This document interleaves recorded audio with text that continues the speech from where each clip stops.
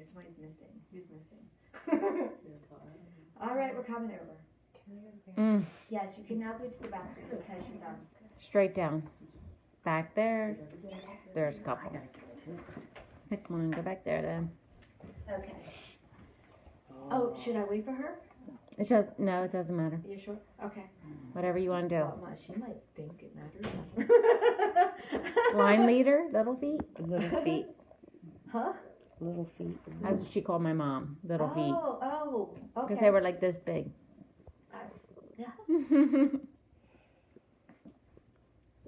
She won't be standing back there But I holding her want to be feet up. honest with you. There's another reason why you're last. And that is because you also have a father here who's been standing here the whole time and was saying, go on, go on, go on. And I warned you about that when we booked this. I you hear from people that you might not want to hear from, and I do not know a lot. I just want to tell you that heaven, it heals. Heaven takes care of things. People change. And when you get to heaven, all is healed.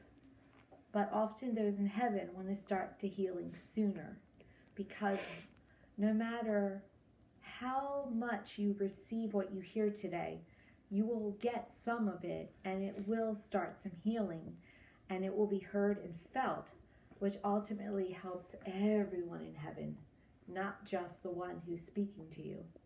And so you'll get lighter, they'll get lighter. Those who love you want everybody to be lighter. So it is a good thing. And I know, so I did not know if it would happen, because sometimes people respect and say, no, I'm not going to come. But he's been here the whole time.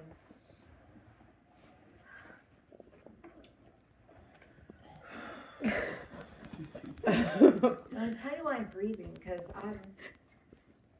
I had to put aside. That's why. Because I recognize him.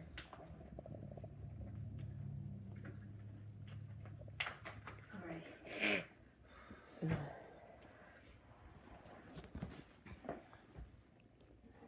Mother standing here, big smile on her face. Young woman. I was the flower girl in her wedding, and she looks better today than she did that day, and that's kind of what she tried to tell me, is that I look younger than that day. Full, happy, glowing. He's a young man as well. He wants to have a mustache. Hi Rick. I'm getting all excited because my family's showing up, right? His mother is here, and who has very much been in my life, and I know is in yours. People I did not know, a great grandmother is here. I did not know them. Maternal grandmother passed, right here. Do you have like an aunt who's passed, like on mom's side, at all? An aunt, great aunt, somebody like that. That would be connected either to a sister for your mom or a sister for your maternal grandmother, somebody like that. Do you know anybody? Sister-in-law? There's a sister-in-law who's passed, maybe for grandmother. Feels like there's an aunt. I'll ask them in a minute, because it's not important. 1 minute. Okay, who's going to go first? Paternal grandmother wants to go first. Hello, paternal grandfather. He's a pipe tobacco. All right? I know that for me. Mm-hmm. And he only shows up if necessary. He's like the backup babysitter. When he shows up, I go, what's up? You're here. Like that.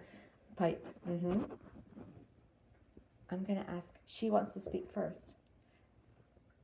Paternal grandmother had full apron on, domestic symbol, has her arms around her son.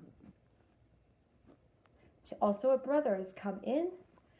A brother of hers. You have a great uncle coming in as well. We have, I don't know where it falls to you, but we have cousin Morris is coming in, known as Din Din. I'm so glad you're laughing. I'm getting emotional. Oh my God, this is like a reunion. All right. Morris is my brother's best friend. listen, I love you. Seizure as a little kid, but I love you. All right. I know what's happening. Paternal grandmother is trying to go first, but she's bringing over her entire family because she is helping with your father. So 1 minute. Well known, all right, but we have to do our job right now, right? Well, I'm not all, I don't. I'm just referring to me and him. 1 minute. Okay. It's okay. He just apologized to me. It's all right.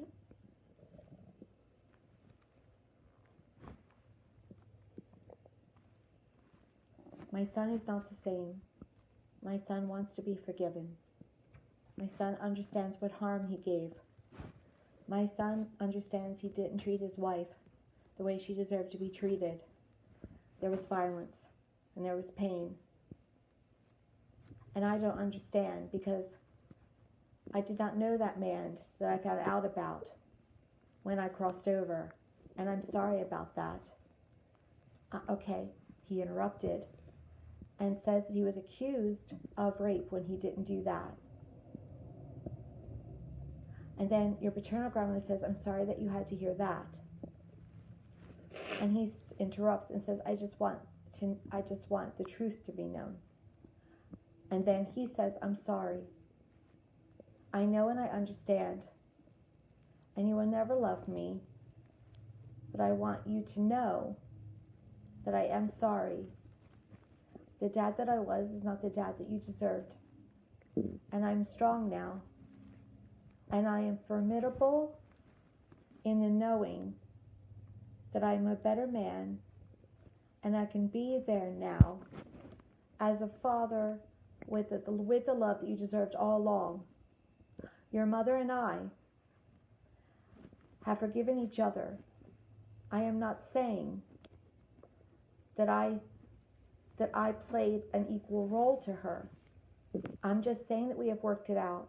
Your mother says, I have forgiven him. I understand the role that he played now.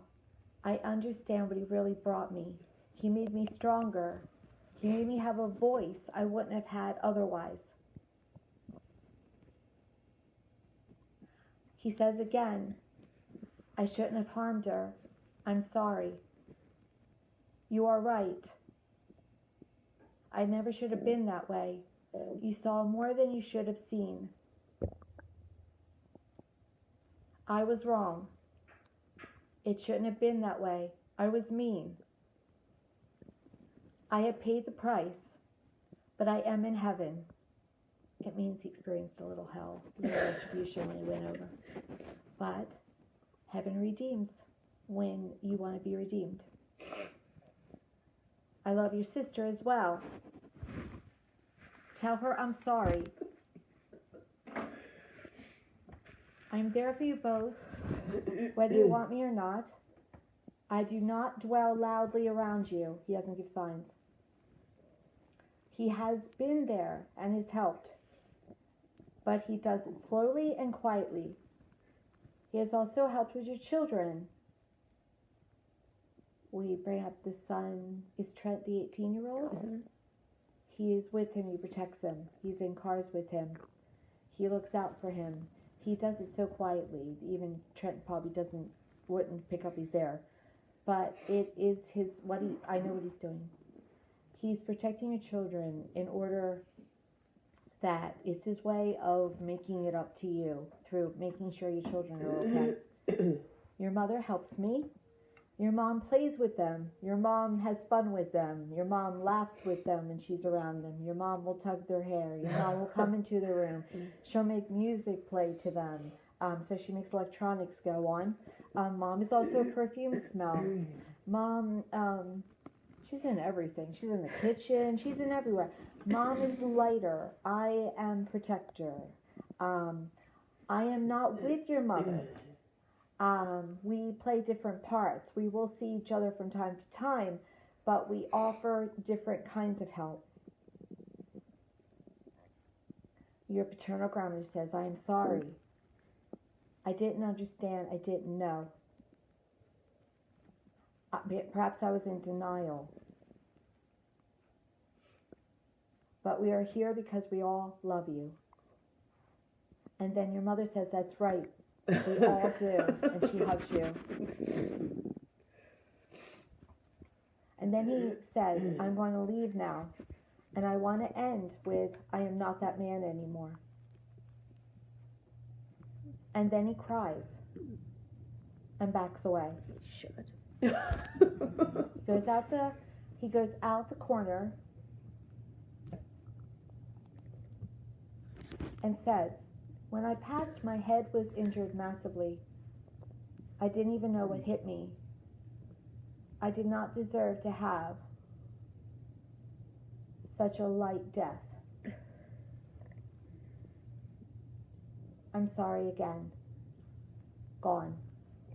Maternal grandmother has her arms around you. Mother has her arms around you. Maternal grandmother has her arms around you. Maternal grandfather has his arms around you. Okay, son is all right once again. Okay, how many children do you have? 2.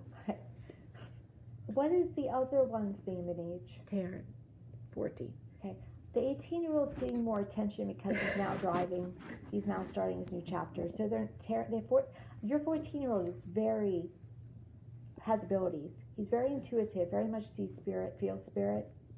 But even your father said that your children aren't perceiving him because he tiptoes around, but he's doing a lot. And you'll know that. When you pass, you'll get the catalog of all he did. And then he'll make an attempt at that time to heal things with you. And it will all be done in a way that it will happen. But, it'll have its divine timing. And so they are around your 14-year-old. And he does perceive them, but a little bit more on the 18-year-old because of the time in his life. And that's why they all just said again, he's very protective, he's all right. Now, your mom. No, maternal grandmother talks about your strong will. Like you could have had your own business. You really are a leader. And she says, think about that. Think about what you would like to get done, what you like to do. What is meaningful to you, because you can do it all. You can do whatever you want. You have that strong of a personality. Your mother. That's how I raised her. Yes. And she's just laughing with her parents. Are you trying to do that to them? All right. They saw that, by the way. Mm-hmm. But before you even did that, they were backing up too. It's now mom's turn. Yeah.